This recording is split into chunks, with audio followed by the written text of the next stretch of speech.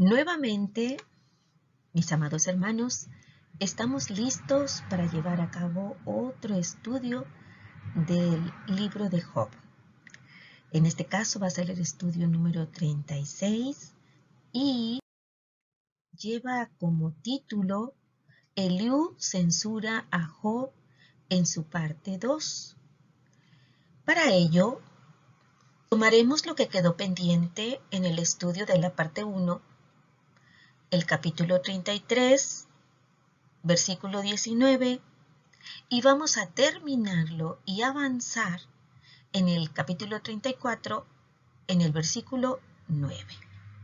Así pues, les recuerdo, amados hermanos, que estamos en una serie de 4 discursos que Eliú enunció para Job con el propósito de encontrar la razón por la cual Job estaba sufriendo esa enfermedad y otras calamidades que le habían sobrevenido. Así pues, tenemos esta verdad central que es la misma para la parte 1. El designio grande y bondadoso de Dios para con los hijos de los hombres es salvarlos de ser desgraciados para siempre y llevarlos a ser agraciados para siempre. En esta lección vamos a ver nuevamente cumplir esta verdad central de una manera bella. Así pues, nosotros empezaremos con el capítulo 33, del 19 al 33, con este punto número 1. Eliú da respuesta a la acusación de Job de que Dios estaba callado. Este punto número 1 es para que recordemos que precisamente el primer discurso se centra en responderle a Job, ¿verdad?, que estaba mal o equivocado, pensando en que Dios no le estaba prestando atención. Y entonces leeremos los versículos del 19 al 22 para irnos, como estamos acostumbrados, en porción de versículos que nos permite comprender el sentido, el énfasis de estos discursos que ahorita Eliú le está dedicando principalmente a Job, pero también de repente se los dirige hacia los 3 amigos. Entonces leeremos la palabra de Dios que dice así: también sobre su cama es castigado, con dolor fuerte en todos sus huesos, que le hace que su vida aborrezca el pan y su alma la comida suave. Su carne desfallece de manera que no se ve, y sus huesos, que antes no se veían, aparecen. Su alma se acerca al sepulcro, y su vida a los que causan la muerte. Eliú sugirió que otra de las formas en que Dios llama la atención de las personas es causándoles sufrimiento. Dios les llama la atención. Una dolencia seria, con dolor en todos sus huesos, es decir, un intenso dolor interno, como el que se describe precisamente Job en uno de sus discursos, el capítulo 30, versículo 17, dice así: la noche taladra mis huesos y los dolores que me roen no reposan. Esta dolencia puede provocar la pérdida de apetito y de peso. Comparar estos síntomas o este síntoma de Job que estuvo descrito en el 3:24 y en el 6:7. Retrocedemos a esos versículos, los cuales dicen así: pues antes que mi pan viene mi suspiro, y mis gemidos corren como aguas. Y en el 6:7, las cosas que mi alma no quería tocar son ahora mi alimento.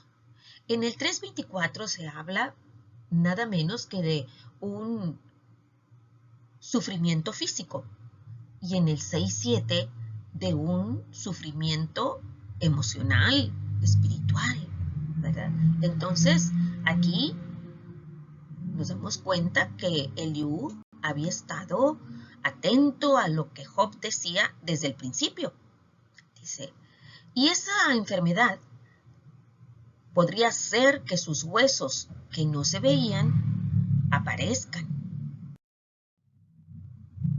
Una enfermedad de esas puede hacer que el alma del hombre que esté próxima al sepulcro, la frase, los que causan la muerte, buscamos en lo que acabamos de leer en estos pasajes, los que causan la muerte, y lo encontramos en el versículo 22.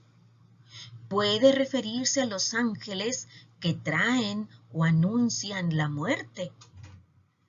Recordamos, por ejemplo, de los ángeles que atacaban, en este caso, el ejército de los asirios de Sennacherib y causaron grande mortandad, ¿verdad?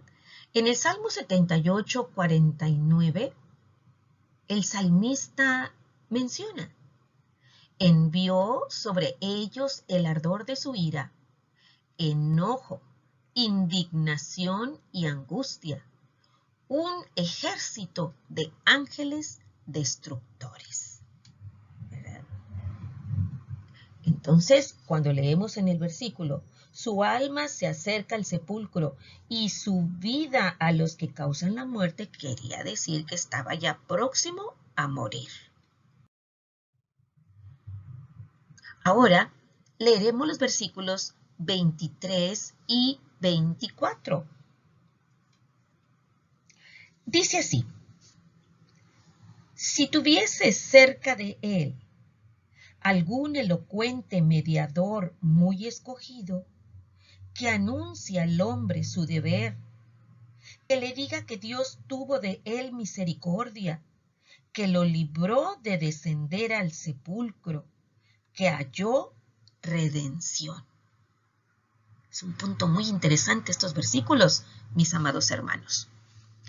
Durante la enfermedad de una persona, Dios puede enviar un ángel o, como menciona nuestra versión Reina Valera 60, un elocuente mediador, sea en la persona visible de un ángel o sea de un elocuente mediador como puede ser un profeta, dice, para, inciso A, que anuncie al hombre su, y buscamos en esos versículos, que anuncie al hombre su deber. Puede ser que una persona haya olvidado llevar a cabo una misión o obedecer una indicación del Señor y que debe de recordarle cuál es su conducta, cuáles son las actitudes correctas que debe observar en su vida, ¿verdad? En este caso, nos acordamos mucho del profeta Isaías, que fue a decirle precisamente al rey Ezequías, ordena tu casa, porque ciertamente morirás. Y entonces allí era para que precisamente el rey reconsiderara lo que había hecho mal, ¿verdad? Y como también puede tener este propósito, es elocuente mediador que le diga que Dios tuvo de él misericordia y para que interceda ante el Señor, para que lo libre de descender al sepulcro. La palabra de Dios es bastante descriptiva cuando dice que el rey Ezequías, después de haber recibido esta profecía por parte de Isaías, dice que volvió su rostro a la pared y lloró amargamente y le pidió precisamente misericordia y le pidió no morir. Eliú no estaba de acuerdo con Elifaz, que está representado aquí en este personaje, quien dijo que ni los ángeles podían ayudar a Job. Por eso buscamos en el capítulo 5, el primer discurso de Elifaz, el versículo 1, que dice así: Ahora pues, da voces, ¿habrá quien te responda? ¿Y a cuál de los santos te volverás? Aquí podemos interpretar, como lo hicimos en la ocasión que estudiamos este capítulo 5, que los santos se refiere precisamente a los ángeles. Y también Eliú difería de Job, quien pensaba que no contaba con un intercesor que abogara por su caso. Y así dijo Job en el 9:33. No hay entre nosotros árbitro que ponga su mano sobre nosotros dos. Este orador muy escogido, con esa frase muy escogido, Eliú quiso decir que esa clase de ángel intercesor no es muy abundante, es decir, que son escasos, que son raros. En Eclesiastés 7:28 precisamente lo repite esta idea de que es rara una persona intercesora en el 7:28, el cual dice así: Lo que aún busca mi alma y no lo encuentra. Un hombre entre 1000 he hallado, pero mujer entre todas estas nunca hallé. La obra intercesora del ángel se manifiesta porque este pasaje termina diciendo precisamente que halló redención. Entonces se manifiesta al traer redención al enfermo, es decir, la sanidad.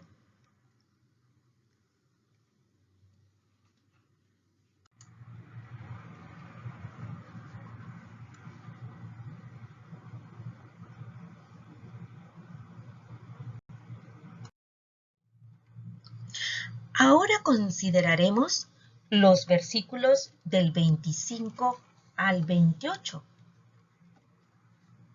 Su carne será más tierna que la del niño. Volverá a los días de su juventud. Orará a Dios y éste le amará.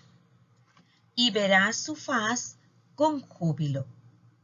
Y restaurará al hombre su justicia. Él mira sobre los hombres y al que dijere, pequé y pervertí lo recto y no me ha aprovechado, Dios redimirá su alma para que no pase al sepulcro y su vida se verá en luz. Como resultado de la intervención del ángel intercesor, Job volvería a ser como en los días de su juventud, con la salud recuperada, disfrutando de fuerza espiritual, incluyendo la comunión en oración con Dios, de su amor, aceptación y compañerismo. Además, verá su faz con, y buscamos esa palabra clave en el versículo 26, con júbilo, y será restaurado a su justicia anterior. Asimismo, puede decir a otros hombres, inciso A, pequé. Y esto viene precisamente en el versículo 27. Pero este castigo por medio de la enfermedad es menor de lo que mi pecado merecía.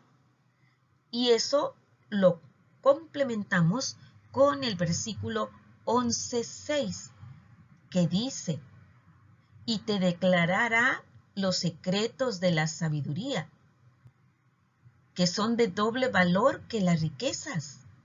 Conocerías entonces que Dios te ha castigado menos de lo que tu iniquidad merece.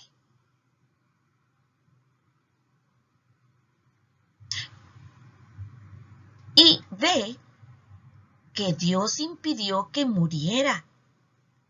Lo vemos donde dice, para que no pase al sepulcro.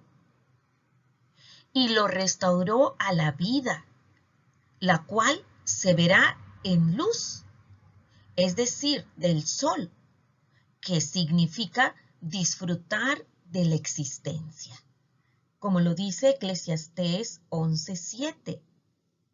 Suave ciertamente es la luz y agradable a los ojos ver el sol. Así pues, estamos viendo en este pasaje del 25 al 28 lo que en sí es la redención que viene en aquellos hombres que enferman y que comprenden cuál es el propósito de esa enfermedad.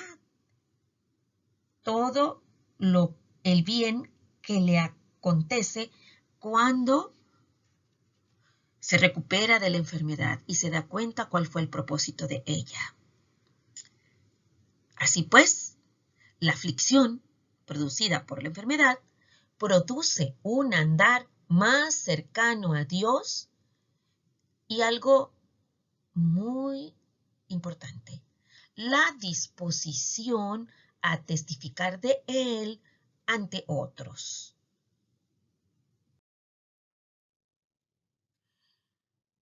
Ahora avanzamos hacia la terminación del capítulo 33.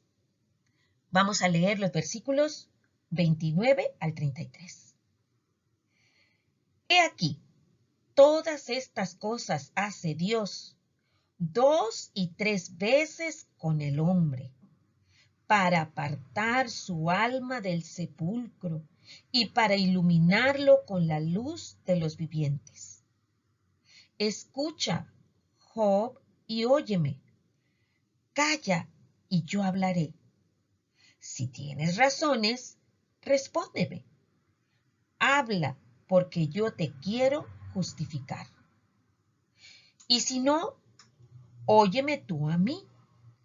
Calla, y te enseñaré sabiduría.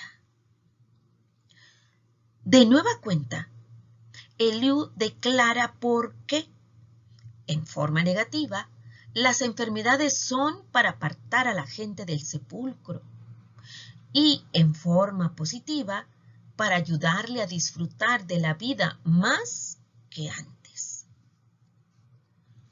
Aunque pudiera parecer que las dolencias conducen a la muerte, Dios puede utilizarlas para evitar que una gente muera y para iluminarlo con la luz de los vivientes, es decir, para darle una vida más fructífera. Una vez más, en este pasaje, el nuevo vocero, Eliú, pidió a Job que callara, que fuera paciente con él y que lo escuchara hasta el final. Entonces, eso lo vemos claramente en el versículo 31. Después, si Job tenía algunas razones que compartir, podría hablar. Y si no, Eliú continuaría hablando. Para Eliú, el sufrimiento, aunque se relaciona con el pecado, es más para protección que para castigo. Los 3 primeros oradores, Eliú, Bildad, Zofar, habían dicho que Dios nos aflige para castigarnos. Eliú dijo que lo hace con el objeto de enseñarnos. Hizo énfasis en que el sufrimiento puede librarnos del pecado y la muerte consecuente. mientras que los 3 hombres mayores pensaban que el pecado flagrante necesariamente conduce a la muerte.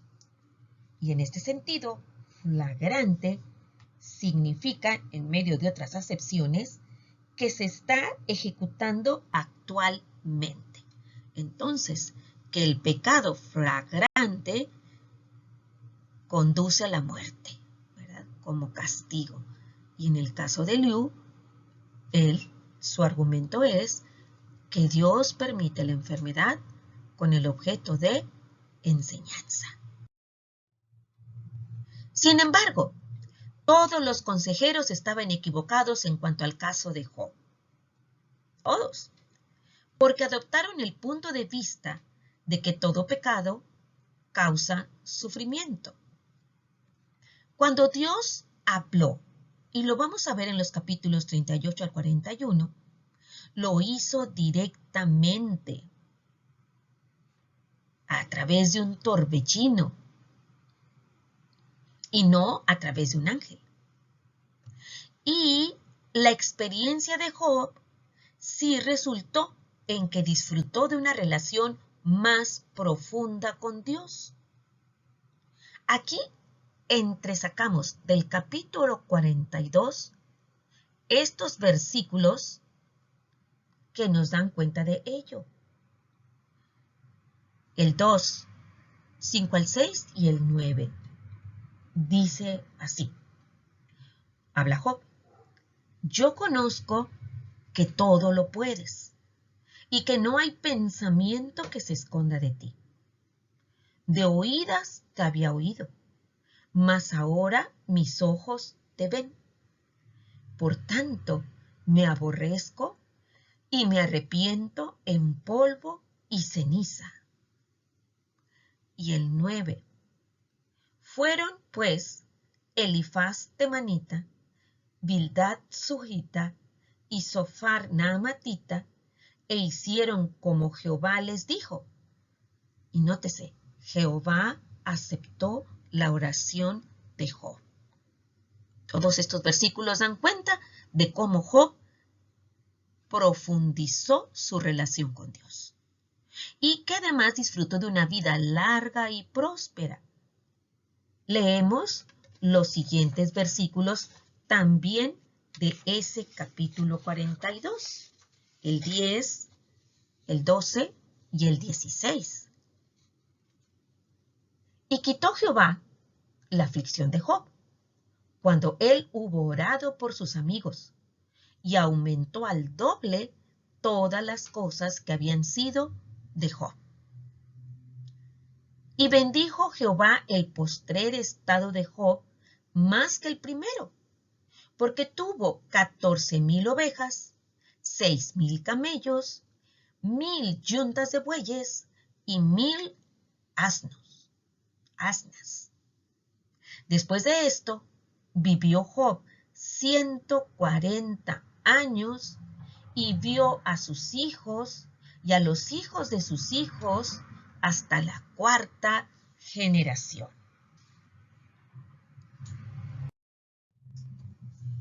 Hasta aquí, en lo que hemos leído, termina el primer discurso de Eliú e inicia el segundo discurso de Eliú. Dosificado, vamos a tener la lectura, o dosificada, vamos a tener la lectura de Job 34 del 1 al 9. Pero primero tenemos estas palabras. Puesto que Job permaneció en silencio, fíjense bien, es lo que podemos suponer al leer Job 33:32, porque Eliú dice, si tienes razones, respóndeme. Habla, porque yo te quiero justificar. Y como vemos en el siguiente capítulo 34, Eliú sigue hablando, quiere decir que Job permaneció en silencio. Entonces Eliú continuó hablando. Ahora, ¿de qué se trata el segundo discurso? Fue para defender la justicia de Dios para responder a lo que Job había dicho en el sentido de que el Señor es injusto. Ahora sí, nos concentramos en Job del 1 al 4, en donde podemos encontrar esto. Nuevamente, es un segundo discurso. Para nosotros se nos antoja pensar que a lo mejor fue así enseguida, no sé, a lo mejor hubo un intervalo de silencio. Así que al inicio del segundo discurso, nuevamente Eliú expresa su deseo de que lo escucharan los mayores. ¿Quiénes eran los mayores? No tan solo los tres amigos, Elifaz, Bildad, Zofar, sino también Job. Así que leemos. Además, Eliú dijo: oíd, sabios, mis palabras, y vosotros, doctos, estadme atentos, porque el oído prueba las palabras, como el paladar gusta lo que uno come. Escojamos para nosotros el juicio, conozcamos entre nosotros cuál sea lo bueno.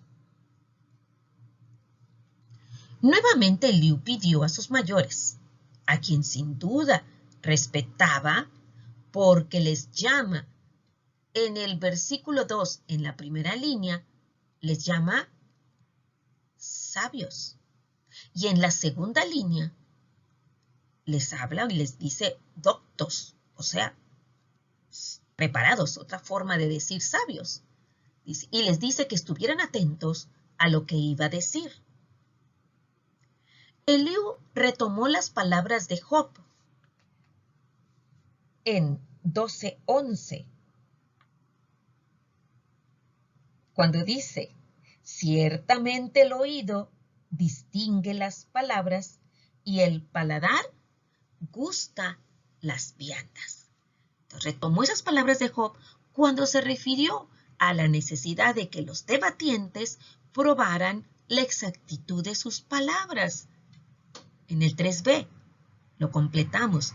Así como el paladar gusta de lo que uno come. Es decir, que reconoce la calidad de la comida que pasa por él. Entonces él dice: prueben la exactitud de mis palabras. Era necesario que decidieran cuál era lo bueno en el caso de Job. Bien. Ahora, continuamos con la última parte de nuestro estudio de hoy en los versículos 5 al 9 del capítulo 34. Y allí nosotros podemos encontrar esto. Dice Eliú: porque Job ha dicho: yo soy justo y Dios me ha quitado mi derecho. ¿He de mentir yo contra mi razón? Dolorosa es mi herida sin haber hecho yo transgresión. ¿Qué hombre hay como Job, que bebe el escarnio como agua y va en compañía con los que hacen iniquidad y anda con los hombres malos? Porque ha dicho: de nada servirá al hombre el conformar su voluntad a Dios. De nuevo, Eliú citó varias declaraciones de Job. Después, alineándose con los otros tres, con los mayores, acusó a Job de ser un pecador impenitente que se asociaba con los impíos y que decía que el hombre no gana nada al adorar a Dios. Esto, literal, en la palabra que acabamos de leer, lo encontramos en el versículo 9. sin embargo, estaba en lo correcto al criticarlo por acusar a Dios en forma burlona y rebelde. Decir que a una persona de nada le servirá adorar a Dios es una queja que Liu contestó posteriormente. Así pues, aquí nos quedamos, amados hermanos, y viene la aplicación del estudio. Vimos entonces como una introducción al segundo discurso de Liu. De todo lo que abordamos, sobre todo de la segunda parte de este discurso del joven orador, que presentó argumentos para que Job entendiera que sí que efectivamente Dios le estaba hablando. Podemos nosotros tomar esta aplicación. La prueba más grande de Job no era el dolor de haber perdido su riqueza, el dolor de haber perdido a sus hijos, o al final su salud, sino el no saber por qué sufría.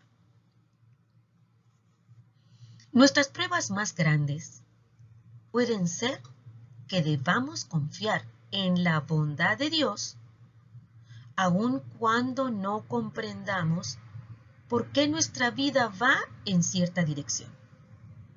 Debemos aprender a confiar en Dios y su bondad, y no en la bondad de la vida que estamos experimentando.